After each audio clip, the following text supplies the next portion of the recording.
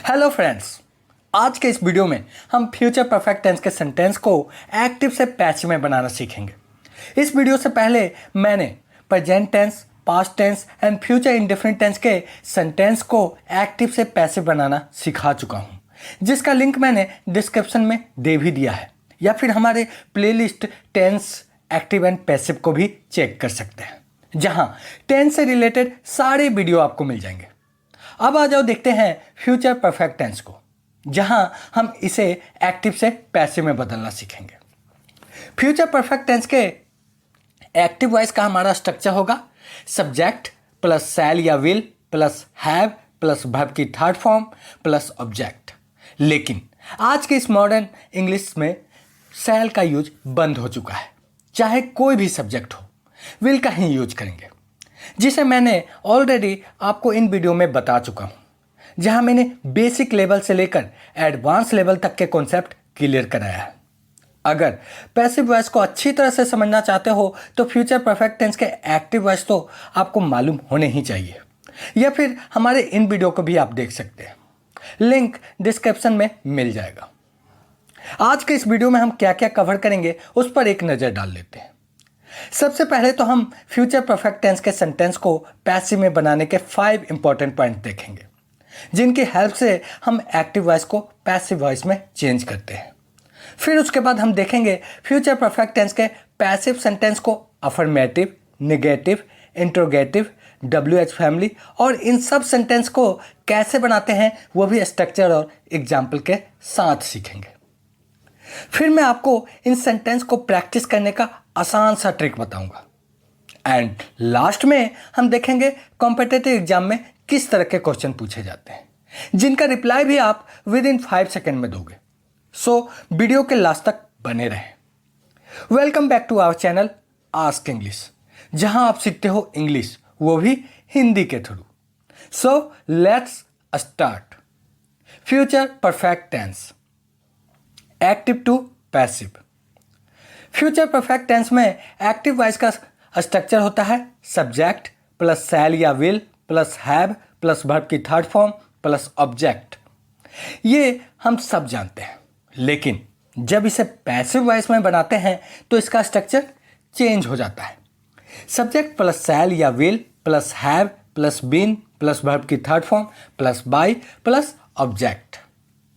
आओ सबसे पहले इसके 5 इंपॉर्टेंट पॉइंट्स जो हैं उसे एक एक करके देख लेते हैं। फर्स्ट पॉइंट, एक्टिव वॉइस के ऑब्जेक्ट को पैसिव वॉइस का सब्जेक्ट बनाते हैं। इसे इन स्ट्रक्चर से समझने की कोशिश करते हैं, और बाद में जब अफर्मेटिव सेंटेंस कराऊंगा तो एग्जाम्पल के साथ समझाऊंगा। ये जो एक्टिव वॉइस का ऑब्जेक्ट है उसे पैसिव वॉइस बनाते समय सब्जेक्ट बना देंगे, मतलब यहां से उठाकर यहां रख देंगे।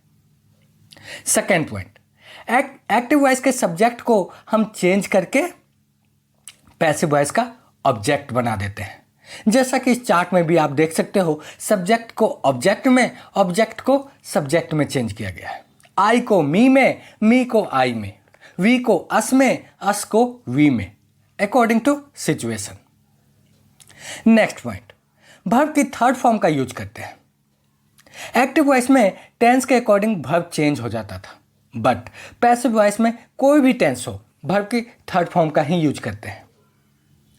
नेक्स्ट पॉइंट, पैसिव वॉइस में जब भी ऑब्जेक्ट का यूज करेंगे उससे पहले बाय का यूज करते हैं।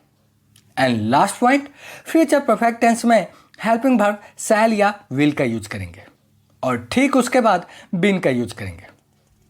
आज के मॉडर्न इंग्लिश में शैल का यूज बंद हो चुका है।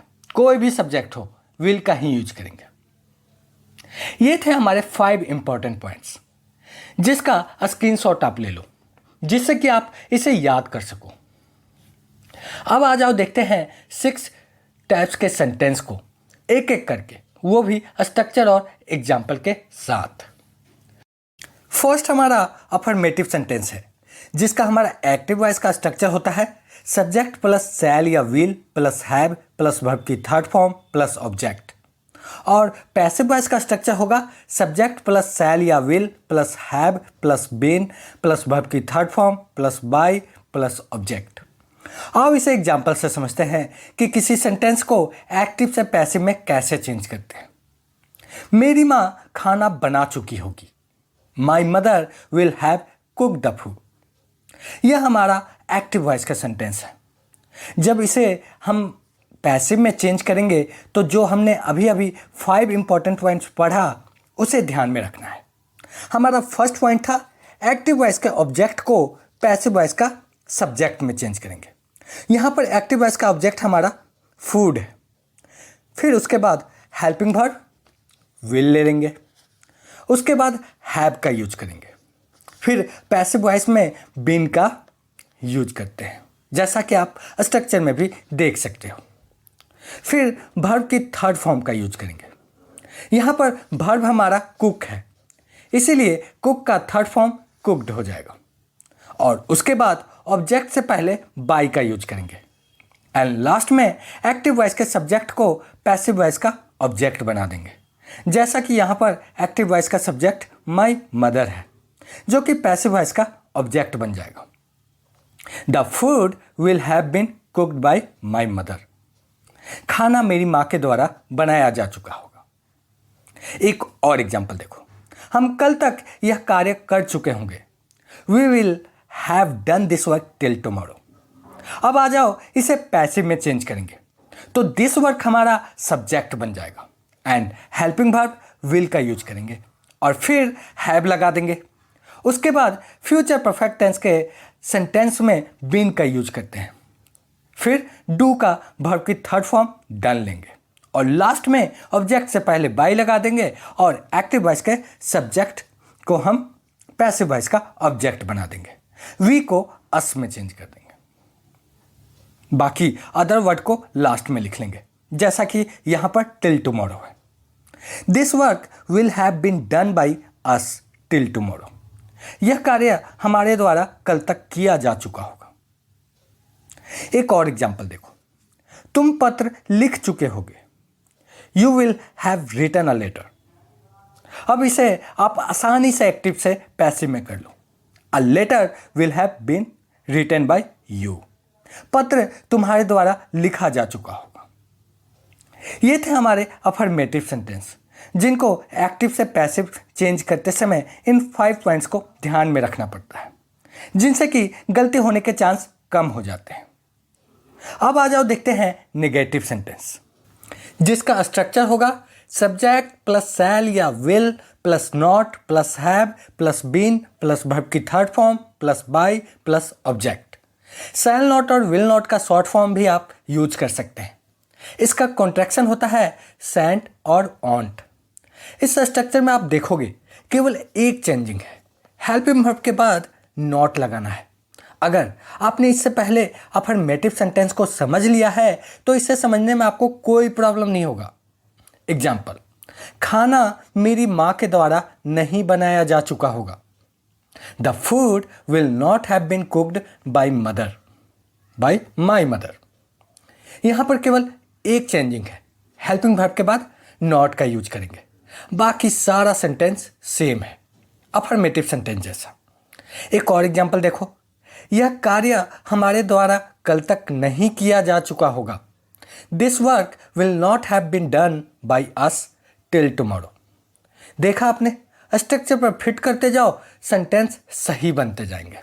यहां पर भी नहीं के लिए ठीक विल के बाद नॉट का यूज किया गया है। एक और एग्जाम्पल देखो। पत्र तुम्हारे द्वारा नहीं लिखा जा चुका होगा। A letter will not have been written by you. आपने देखा, सारी चीजें अफर्मेटिव सेंटेंस जैसी ही हैं, बस हेल्पिंग वर्ब के बाद नॉट का यूज किया गया है। नेक्स्ट, इंट्रोगेटिव सेंटेंस, जिसका पैसिव वॉइस का स्ट्रक्चर होगा शैल या will plus subject plus have plus been plus verb की third form plus by plus object plus question mark. Example, क्या खाना मेरी माँ के द्वारा पकाया जा चुका होगा? Will the food have been cooked by my mother.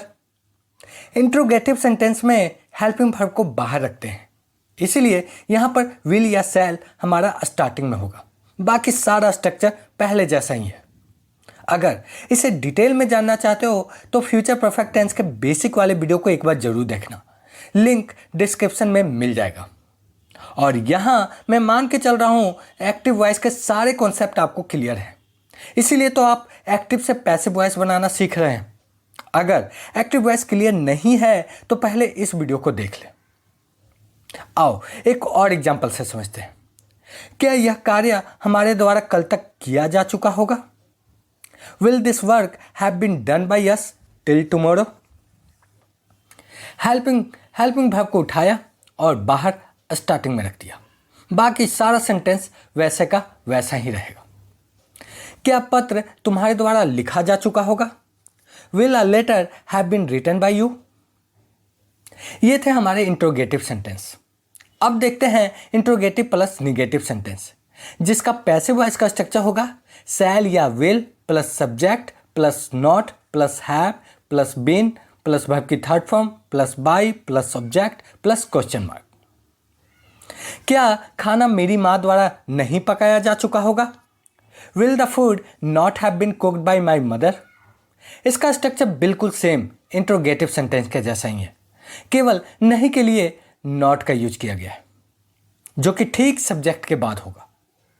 एक और एग्जाम्पल देखो। क्या यह कार्य हमारे द्वारा कल तक नहीं किया जा चुका होगा? Will this work not have been done by us till tomorrow? Helping verb को उठाया और बाहर रख दिया।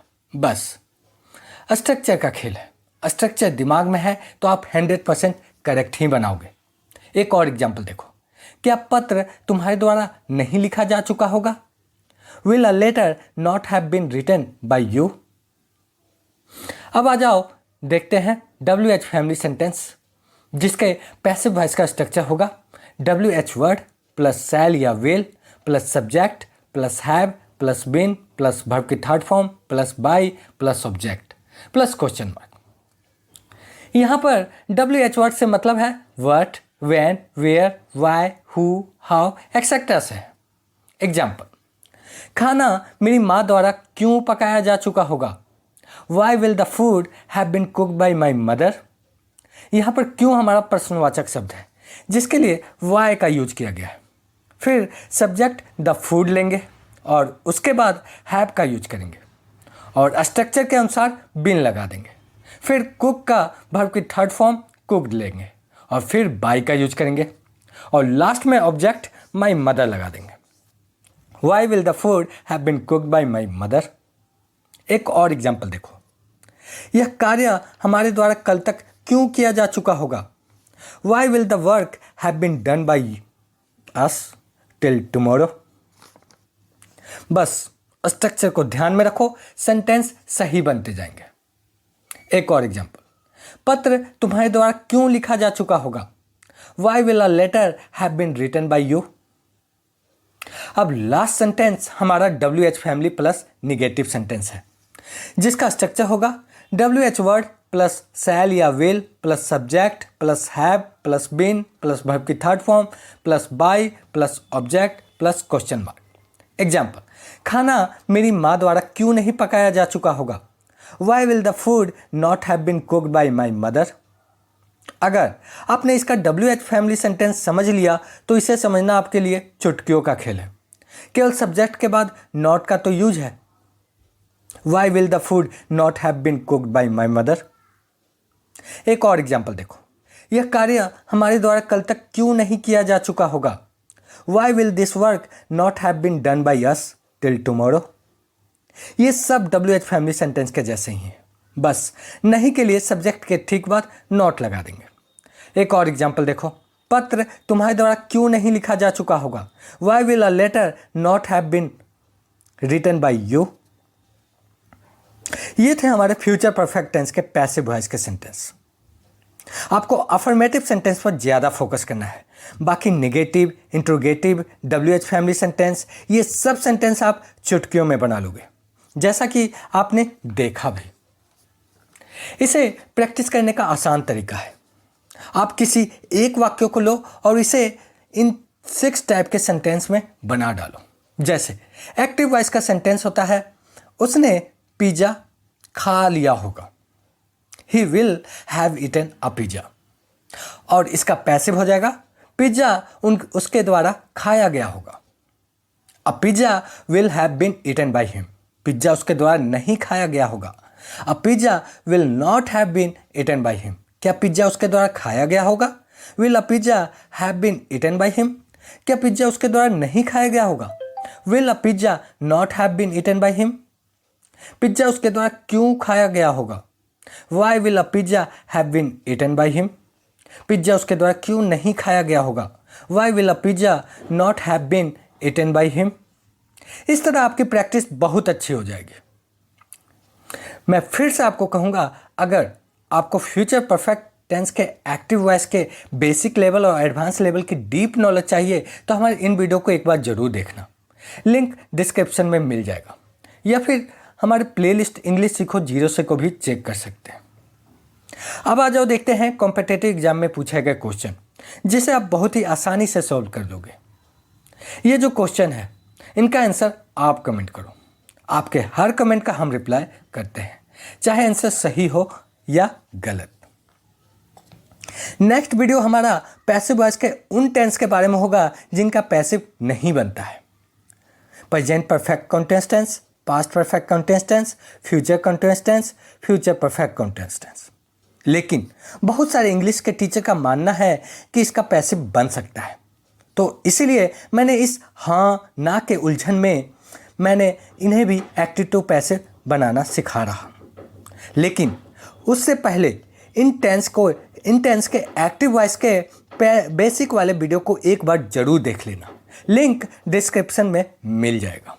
And at last, don't forget like, share and subscribe.